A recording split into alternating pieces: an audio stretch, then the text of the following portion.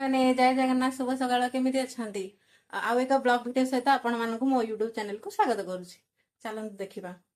ସକାଳ ତ ପ୍ରାୟ ଆସିକି 8ଟା ପାଖାପାଖି ହେଲାଣି, ଅଲମୋଷ୍ଟ 8ଟା ହେଲାଣି ବୋଧେ। ମୁଁ ଏପର୍ଯ୍ୟନ୍ତ ଟାଇମ ବି ଦେଖିନି। ନା ନା, 7:30 ହେଇଛି। 7:30 ହେଇଛି। ଯେହେତୁ ଆଜି ଟିକେ ଜଲ୍ଦି ସକାଳୁ ଉଠି ପଡିଥିଲି, ହଜବେଣ୍ଡଙ୍କର ଡ୍ୟୁଟି ଜଲ୍ଦି ଥିଲା। ଦେଖିପାରୁଥିବେ ମୋର ବର୍ତ୍ତମାନ ଠାକୁର ପୂଜା ବି ସରିଲାଣି। ସକାଳର ନିତ୍ୟକର୍ମ ସରିକି ଠାକୁର ପୂଜା ବି ସରିଗଲାଣି।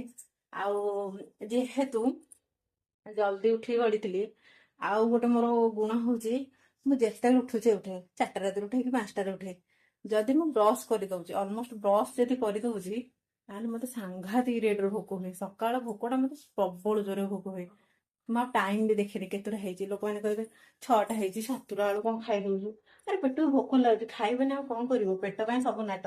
ପେଟ ପାଇଁ କର୍ମ କରୁଛେ, ରୋଜଗାର କରୁଛେ, ଖାଇବନି? ପେଟକୁ ସୁସ୍ଥ ରଖନ୍ତୁ, ଦେହ ସୁସ୍ଥ ରହିବ।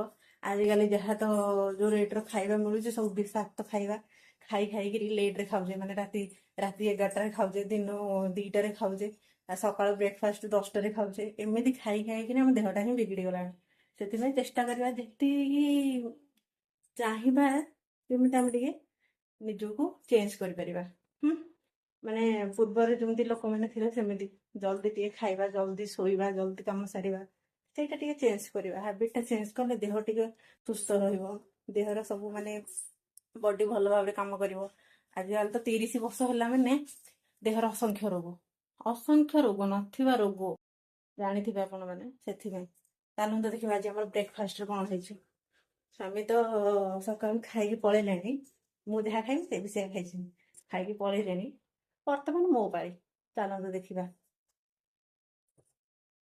ଦେଖନ୍ତୁ, ଇଏ ହଉଛି ମାଣ୍ଡିଆ ଯାଉ, ଲୁଣ ପଡିଛି, ଭାତ ପଡିଛି। କାହିଁକି ନା ବାସି ଭାତରେ ବାସି ତୋରାଣୀରେ ବନା ହେଇଥିଲା।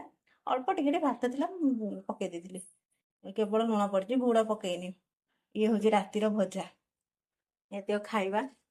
ଆଉ ସକାଳଟା ମାଣ୍ଡିଆରେ ଷ୍ଟାର୍ଟ କରିବା ନିହାତି ଦରକାର। ପେଟ ଥଣ୍ଡା ରହିବ। ଗରମ ଯୋଉ ରେଟରେ ମାନେ ପଡୁଛି, ଦେଖିପାରୁଥିବେ ଆପଣ। ଆପଣ ମାନେ ଦେଖିପାରୁଥିବେ, ମାନେ ଗାମୁଛା ମୋ ଦେହରୁ ହଟୁନି ଜମା, ଏତେ ଗରମ। ସେଇଟା ପୁଣି ଓଦା ଗାମୁଛା। ଗରମ ଯୋଉ ରେଟରେ ପଡୁଛି, ନିହାତି ମାଣ୍ଡିଆ ଖାଇବା ଦରକାର ଶରୀର ପାଇଁ। ବଡିକି ଥଣ୍ଡା ରଖିବା ପାଇଁ, ପେଟକୁ ଥଣ୍ଡା ରଖିବା ପାଇଁ, ପେଟକୁ ସୁସ୍ଥ ରଖିବା ପାଇଁ ମାଣ୍ଡିଆଟା ନିହାତି ଦରକାର ଖାଇବା।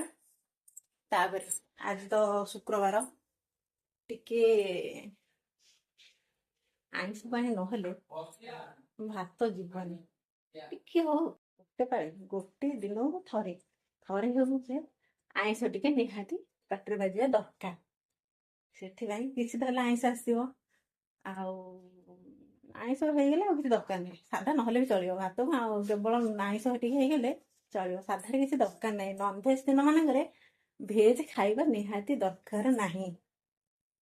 ହଉ ସାଙ୍ଗମାନେ, ଆପଣ ମାନେ ସକାଳୁ ସକାଳୁ ଆଜି କଣ ଖାଉଛନ୍ତି ନିହାତି କମେଣ୍ଟ ମାଧ୍ୟମରେ ଜଣେଇବେ। ଆଉ ମୋ ୟୁଟ୍ୟୁବ ଚ୍ୟାନେଲକୁ ସବସ୍କ୍ରାଇବ କରିଦେବେ, ଲାଇକ୍ କରିବେ, ଭିଡ଼ିଓକୁ ଲାଇକ୍ କମେଣ୍ଟ ସେୟାର କରିବେ। ରହୁଛି, ଜୟ ଜଗନ୍ନାଥ। ନେକ୍ସଟ ବ୍ଲଗ ଦେଖିବା ପାଇଁ ଆମ ଭିଡ଼ିଓକୁ ସବସ୍କ୍ରାଇବ କରିଦିଅନ୍ତୁ।